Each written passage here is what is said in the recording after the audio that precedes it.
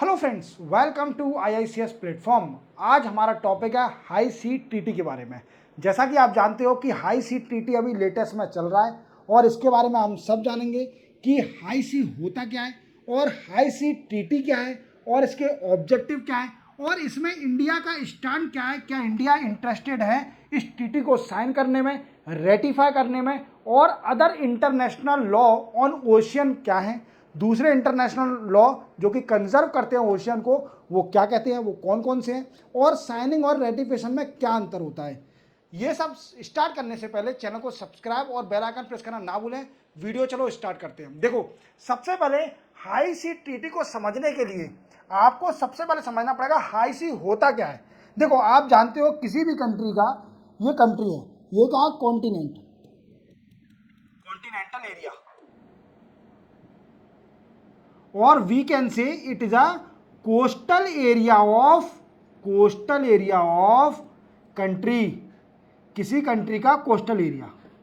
अब ये है ocean, this is a particular ocean, and as we know that's we measure the distance of ocean in nautical mile. तो unit क्या होती है जो ओशियन की डिस्टेंस को मेजर करने के लिए, वो होती है दोस्तों नॉटिकल माइल। क्या होती है दोस्तों? Nautical mile. इसी में ये यूनिट होती है ओशियन की डिस्टेंस को मेजर करने के लिए कि कितनी डिस्टेंस है। अब क्या होता है कि कुछ एरिया तक किसी कंट्री का जुडिक्शन होता है। व्हाट आई मींस, किसी नेशनल पर्टिकुलर जो कंट्री होगी जिसका कोस्टल एरिया होगा उसका कंट्रोल होगा कुछ पर्टिकुलर डिस्टेंस तक। तो अप्रोक्सीमेटली माना जाता है कि 200 नॉटिकल माइल तक अपन कहते हैं एक्सक्लूसिव इकोनॉमिक जोन। क्या बोलते हैं दोस्तों? Exclusive economic zone. और यहां पर कंट्री का कंट्रोल होता है। देन आफ्टर, अगर इसके बाद भी जो होता है ओशियन, उसको बोलते हैं अपन हाई सी, और it is free from any country control. Her country, कोई भी कंट्री इसके ऊपर कंट्रोल नहीं कर सकती, सबके लिए फ्री है। कोई भी आए, कोई भी रिसर्च करे इसके ऊपर, फ्लाइट जा सकती है, शिपमेंट के थ्रू जा सकता है, कोई भी माल ट्रेड हो सकता है बिटवीन कंट्री। किसी भी कंट्री का इसके ऊपर जुडिक्शन नहीं है। But due to some difficulty, इसमें क्या डिफिकल्टी आ रही है? जैसे पॉल्यूशन बढ़ रहा है, यहाँ पर हाई सी के अंदर पॉल्यूशन बढ़ रहा है, conservation of biodiversity means biodiversity reduce होते जा रही है, उसको बचाने के लिए। और आप जानते हो कि एक्वेटिक लाइफ जो क्या है हाई सी के अंदर, aquatic life, we can say aquatic life. अब इसको भी प्रोटेक्ट करने के लिए अभी एक ट्रीटी आई है जिसको बोला जाएगा हाई सी ट्रीटी। क्या बोला जाएगा? हाई सी ट्रीटी। अब अपन जानेंगे कि हाई सी ट्रीटी होती क्या है। जैसा कि मैंने बताया कि इंडिया का स्टैंड अपन जानेंगे। क्या हुआ दोस्तों कि मंडे को इंडिया ने प्लानिंग करी कि हम हाई सी ट्रीटी को साइन करेंगे और रेटिफाई भी करेंगे। इसी के साथ इंडिया ने यह बोल दिया कि हम हाई सी ट्रीटी, जो नई ट्रीटी आई है जो कि हाई सी को प्रोटेक्ट करेगी, कंजर्वेशन देगी बायोडाइवर्सिटी को, उसको हम साइन और रेटिफाई करेंगे। अब हम आगे समझेंगे कि साइन और रेटिफाई में डिफरेंस क्या होता है। पहले हम समझते हैं कि हाई सी ट्रीटी है क्या। तो दोस्तों ये है, इसका मतलब ये है कि हमें पॉल्यूशन से प्रोटेक्ट करना, पॉल्यूशन रिड्यूस करना हाई सी में। जैसे मैंने आपको प्रीवियस स्लाइड में बताया था, कंजर्वेशन करना और सस्टेनेबल यूज ऑफ बायोडाइवर्सिटी। जो बायोडाइवर्सिटी है, जैसे ये है, ये रिड्यूस होते जा रहे हैं, पॉल्यूशन बढ़ते जा रहा है, मछलियां की जो बायोडाइवर्सिटी, एक्वेटिक लाइफ है, ये रिड्यूस होते जा रही है, इनको प्रोटेक्ट करना, बायोडाइवर्सिटी को प्रोटेक्ट करना। जैसे आप जानते हो कोरल रीफ भी क्या है, हाई सी के अंदर है, तो उसको भी प्रोटेक्ट करना, वो रहा कोरल ब्लीचिंग हो रहा है। और मैरिन रिसोर्स का यूज करना ओशियन के वाटर में। व्हाट आई मीन्स, जो मैरिन रिसोर्स है, मैरिन रिसोर्स क्या कि आप जानते हो कि हाई सी के अंदर कई सारे मिनरल हैं और वो उनका एक्सट्रैक्शन करा जाएगा तो किसी भी कंट्री वो इक्विटेबल यूज होगा। जो कोई भी कंट्री इसमें नेशनल जुडिक्शन किसी का नहीं है, उसको प्रोटेक्ट तो करना पड़ेगा। अगर किसी कंट्री का किसी भी चीज़ के ऊपर कंट्रोल नहीं है तो उसके लिए एक ऐसी इंटरनेशनल ट्रीटी बना दी है जिसको प्रोटेक्ट करा जाए by agreement of different country globally help to reduce the pollution और conservation of the biodiversity in high sea. अब जैसा कि मैंने बताया कि हाई सी ट्रीटी के बारे में, वही यहां पर भी लिखा हुआ है कि जैसे हाई सी को अपन ये भी बोलते हैं बायोडाइवर्सिटी बियॉन्ड नेशनल जुडिक्शन एग्रीमेंट। अब ये क्या है कि बियॉन्ड नेशनल जुडिक्शन, जैसे मैं आपको हर स्लाइड में बता रहा हूं कि जो हाई सी है, हाई सी, उस पर किसी भी कंट्री का कंट्रोल नहीं है, कोई भी कंट्रोल कंट्री नहीं है, तो we can say that's it's a biodiversity beyond national jurisdiction, किसी भी नेशन का कंट्रोल नहीं है। और इस टीटी को अभी 91 कंट्री ने साइन कर लिया है। कितनी कंट्रियों ने? 91 कंट्रियों ने साइन कर लिया है, जिसमें से 8 कंट्रियों ने रेटिफाई भी कर लिया है। अब रेटिफाई और साइनिंग का मतलब अपन समझेंगे आगे, ठीक है। और इसी के साथ ये टीटी किसके साथ डील करेगी? जो ओशियन है, जो हाई सी है। जैसे मैंने आपको बताया कि हाई सी होता क्या है, कोस्टल एरिया से 200 नॉटिकल माइल के बियॉन्ड जो ओशन होता है, that is called a high sea. अब हम जानेंगे कि हाई सी टीटी के ऑब्जेक्टिव क्या है। तो सबसे पहला ऑब्जेक्टिव तो आप समझ गए होंगे कि conservation of biodiversity in high sea, conservation of biodiversity and reduce of pollution in high sea. तो पहला पॉइंट तो आपको पता ही होगा, और वही लिखा है, कंजर्व करना मैरीन इकोलॉजी, जो बायोडाइवर्सिटी है, मैंने बताया aquatic life, biodiversity of high sea, protect करना, कंजर्व करना। और ये क्या करना है, जो भी हाई सी से प्रॉफिट हो रहा है, जेनेटिकल रिसोर्स से कुछ भी ड्रग्स बनना है, तो वो इक्विटेबली शेयर करना बिटवीन कंट्री इन ग्लोबली। क्योंकि क्या है कि किसी भी कंट्री का जुडिक्शन नहीं है उसके ऊपर, किसी पर्टिकुलर कंट्री का जुडिक्शन नहीं है। जैसे मान लीजिए एक जेनेटिक रिसोर्स के जरिए हाई सी में एक ड्रग्स मिला, किसी बीमारी के लिए एक ड्रग्स बनाया गया, और कोई भी कंट्री इसके ऊपर पेटेंट नहीं ले सकती, क्योंकि ये हाई सी से बना है, इसका पेटेंट नहीं हो सकता। What I means intellectual property right नहीं हो सकता, क्योंकि ये इक्विटेबली शेयर होगा between among country of the world. समझ में आ गया दूसरा ऑब्जेक्टिव? अगर कोई भी ड्रग्स जेनेटिक रिसोर्स से कुछ भी बनता है तो वो इक्विटेबली शेयर होगा बिटवीन और अमॉन्ग कंट्री। क्लियर? अब क्या है एनवायरमेंट इंपैक्ट असेसमेंट, ये क्या होता है?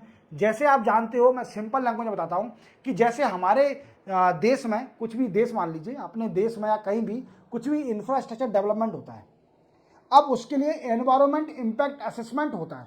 बताया जाता है कि कितना एनवायरमेंट पर इफेक्ट पड़ेगा इस डेवलपमेंट का। अगर कोई भी बिल्डिंग बनती है, कोई भी ऑफिस बनता है, और वो कई हेक्टेयर में फैला हुआ है, अब इसमें क्या होगा, बनने से पहले उसको ऑब्जेक्शन, नो ऑब्जेक्शन सर्टिफिकेट लेना पड़ेगा, एनओसी लेना पड़ेगा सरकार से, और नेशनल पॉल्यूशन कंट्रोल बोर्ड से लेना पड़ेगा, क्या? एनओसी लेना पड़ेगा।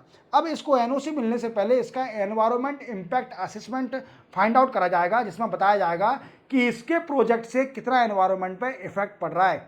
अगर कोई भी पेड़ पौधे कटते हैं, जैसे मान लीजिए इसमें हाई सी टीटी में एक और ऑब्जेक्टिव है कि कोई भी एक्टिविटी होती है ओशियन के अंदर, हाई सी के अंदर कोई भी एक्टिविटी होती है जो कि मैरीन रिसोर्स को डिग्रेड करती है, तो उसका एनवायरमेंट इंपैक्ट असेसमेंट किया जाएगा। क्लियर? क्लियर? नेक्स्ट क्या है कि कैपेसिटी बिल्डिंग।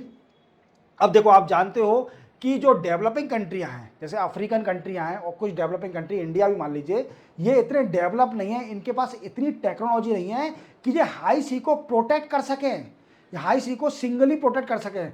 तो जो डेवलप कंट्रियां हैं जिनके पास एक से एक टेक्नोलॉजी है, तो वो डेवलपिंग कंट्रियों को टेक्नोलॉजी देंगे, जिससे क्या होगा कि उसका प्रोटेक्ट कर पाएंगे। डेवलपिंग कंट्री हेल्प करेगी, कंट्रीब्यूट करेगी हाई सी के पॉल्यूशन को कंट्रोल करने के लिए और उसकी बायोडाइवर्सिटी को कंजर्व करने के लिए। तो समझ में आ गया आपको इसके ऑब्जेक्टिव भी क्या है हाई सी टीटी की। अब हम समझेंगे इसकी बाउंड्रियां।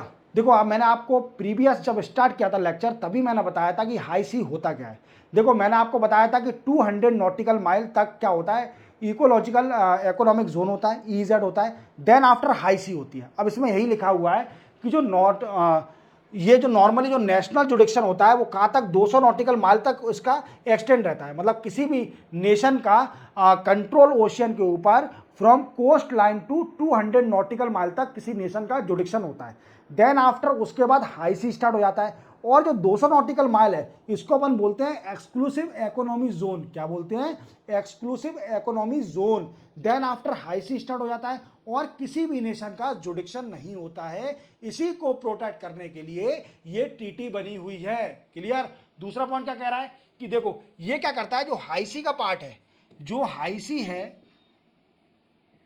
वो अगर देखा जाए तो 61% of total ocean, 61% of total ocean part को कवर करता है। समझ रहे हो?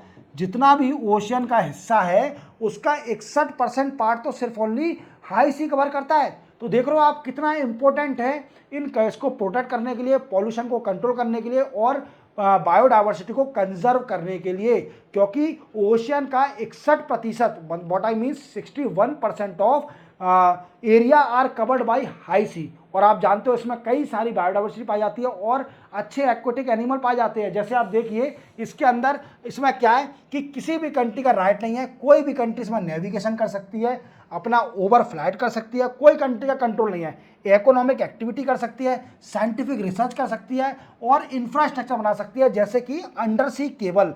आप जानते हो इंटरनेट क्या है, इंटरनेट क्या है, जैसे इंटरनेट अपन को कनेक्ट करना है।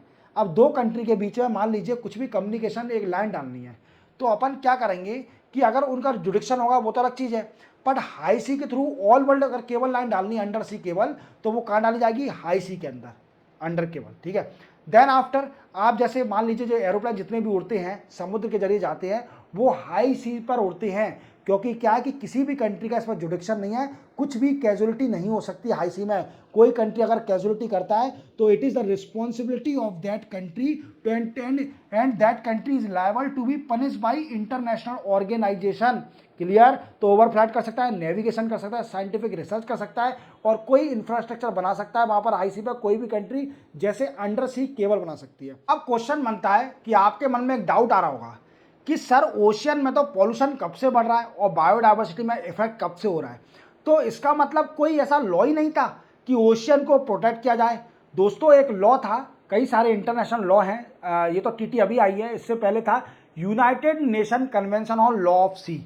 अब ये क्या क्या कवर करती थी, इसमें क्या प्रोटेक्शन था, तो देखो 1982 में एक लॉ आया जिसको बोलते हैं United Nation convention on law of the sea. अब ये क्या करता है, तो देखो इसमें लॉ में क्या था, ये पूरे ओशियन पर means it also include the high sea, high sea को भी ये प्रोटेक्ट करता था, कवर करता था और पूरे ओशियन को कवर करता था, even territorial area, exclusive economic zone and high sea, these area are covered under this United Nation convention.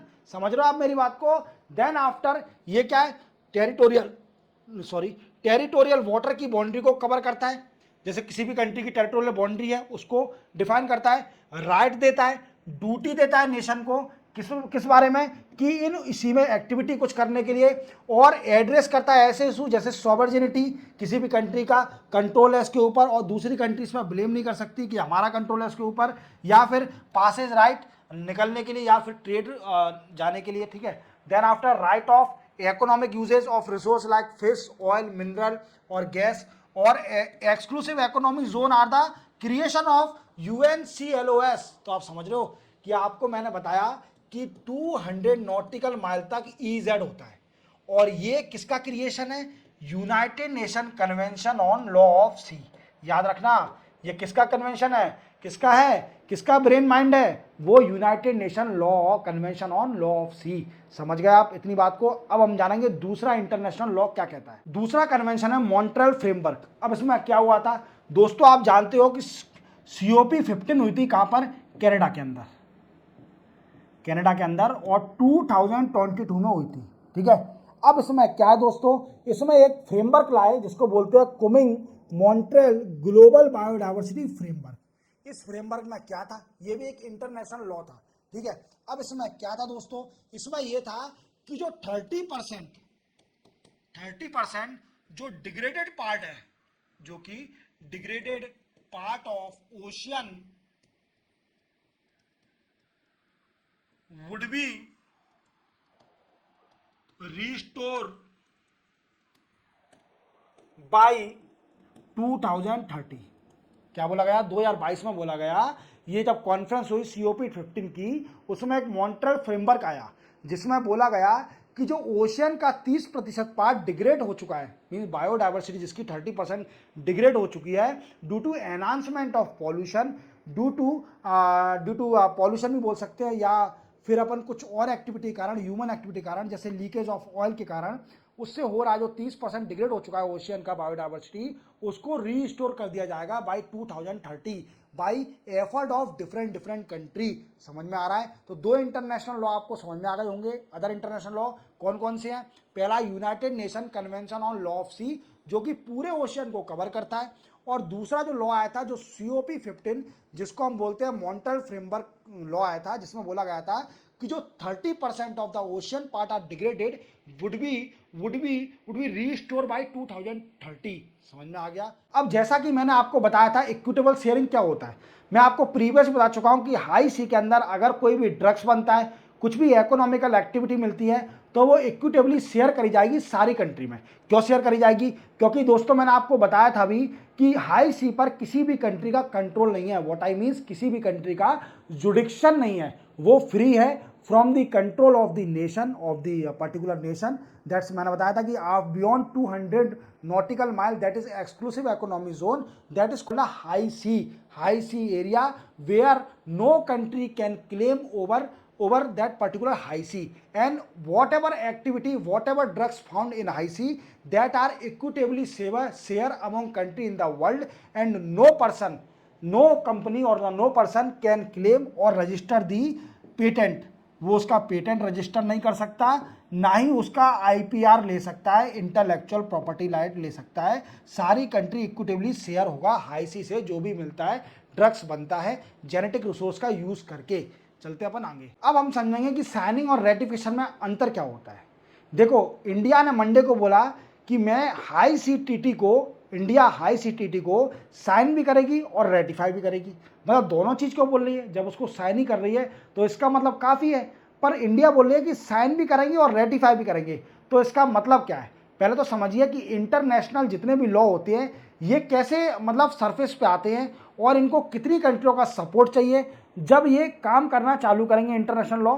तो जैसे कि जो अभी हाई सी टीटी आई है, इसको कम से कम 60 कंट्री रेटिफाई करना चाहिए। 60 कंट्री रेटिफाई करेंगी, देन आफ्टर 120 दिन बाद 60 कंट्री के रेटिफाई करने के बाद 120 डेज के बाद ये कानून सरफेस में आ जाएगा और अप्लाई होना स्टार्ट हो जाएगा, मतलब काम करना स्टार्ट हो जाएगा, वर्क होना स्टार्ट हो जाएगा। We can say that's a high sea टीटी will work when 60 country ratify this particular law after 120 days। Clear. अब देखा जाए, और मैं बताता हूं आपको दो चार बातें और ये तो बताई थी हमारा 120 डेज और 60 कंट्री अगर रेटिफाई कर देती है। और रेटिफिकेशन का मतलब क्या होता है? तो देखो दोस्तों, सबसे पहला मतलब होता है इसका, अगर किसी भी कंट्री साइन करने के बाद अगर कानून को रेटिफाई कर लेती है तो इसका मतलब वो लीगली बाउंड हो गई उसके प्रोविजन को मानने के लिए। वो लीगली बाउंड है। अगर वो सिर्फ ओनली साइन ही करती है तो वो उसके प्रोविजन को मानेगी, पर लीगली बाउंड नहीं है। समझ में आ रहा है? जैसे पेरिस एग्रीमेंट था, अब इसमें यूएसए ने रेटिफाई नहीं किया है, साइन कर लिया पेरिस एग्रीमेंट बट रेटिफाई नहीं किया है, तो that is called USA is not bound, legally bound to follow the provision of this particular international law. That's why India has said in Monday that we will sign and ratify the High Sea Treaty, then we will be legally bound to the provision of this particular international law and also avoid the provision of this law। तो समझ में आ गया sign और ratification में क्या अंतर है और ये क्या होता है। क्लियर। इसी के साथ आप समझ गए होंगे कि हाई सी क्या है और हाई सी टीटी क्या है और इसके ऑब्जेक्टिव क्या है, और दूसरा क्या है कि इंडिया का स्टैंड क्या है। इंडिया इसको साइन करने वाली है, रेटिफाई भी करने वाली है, और दूसरे इंटरनेशनल लॉ क्या कहते हैं जो कि ओशियन को प्रोटेक्ट करेंगे, और रेटिफिकेशन और साइनिंग का अंतर क्या है, मतलब डिफरेंस क्या है साइनिंग और रेटिफिकेशन में। चैनल को सब्सक्राइब और बेल आइकन प्रेस करना ना भूलें और अपने दोस्तों के साथ इसको शेयर करें, क्योंकि ये हाई सीटीटी लेटेस्ट है और इसको जानना बहुत ज़रूरी है। मिलते हैं हम कल नए टॉपिक के साथ, तब तक के लिए जय हिंद।